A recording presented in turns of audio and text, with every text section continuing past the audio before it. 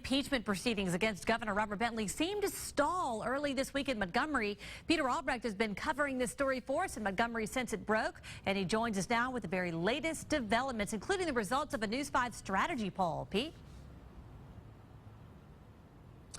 Devin, the House goes back in session at 4 o'clock this afternoon, and we're still not sure if that new impeachment resolution will be introduced. You'll remember last week the impeachment was filed, then it was withdrawn because lawmakers wanted to fine-tune it. Sources tell me that about a dozen of them met last night to work on the details of this new impeachment. But in general, I think it's safe to say that the push to impeach is losing a little steam here in Montgomery, and I think across the state as well, as indicated in our new poll.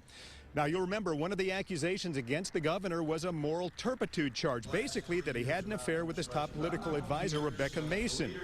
But is that affair in and of itself grounds to impeach? That's what we asked last night in our News 5 strategy poll, and 61% say no, only if laws were broken to further that affair. 39% say go ahead and impeach on the infidelity.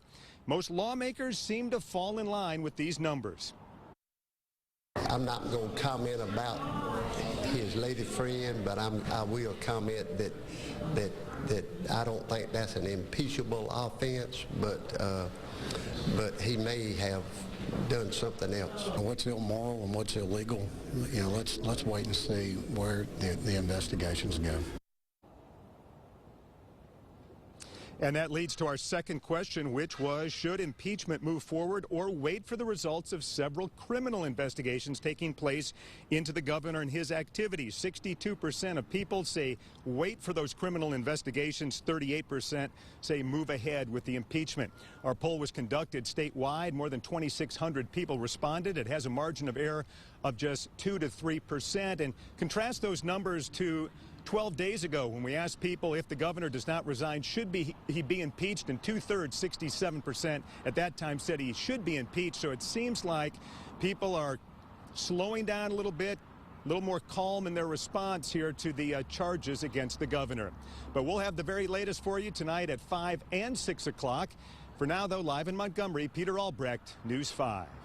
Thanks, Pete. The plot thickens as more anonymous sources come forward with allegations about the governor. First, it was a safety deposit box with Rebecca Mason, then burner phones, now a wallet delivery to the beach house by the state helicopter. News 5's Emily DeVoe is in our newsroom to explain. Emily? Well, Devin, as the problem with many of these allegations, the people who make them want to hide their identity from the public out of fear of retaliation.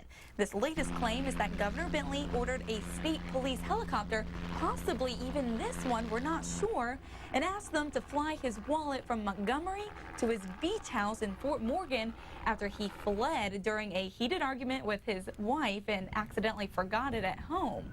If the allegations are true that he used a state helicopter to deliver his wallet, it would call into question the governor's claims that he never used state resources during his affair with Rebecca Mason.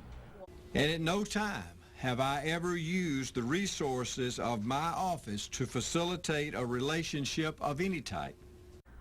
We reached out to the governor's office but haven't heard back yet. We'll have more tonight at 5 and 6. Live in the newsroom, Emily DeVoe, News 5.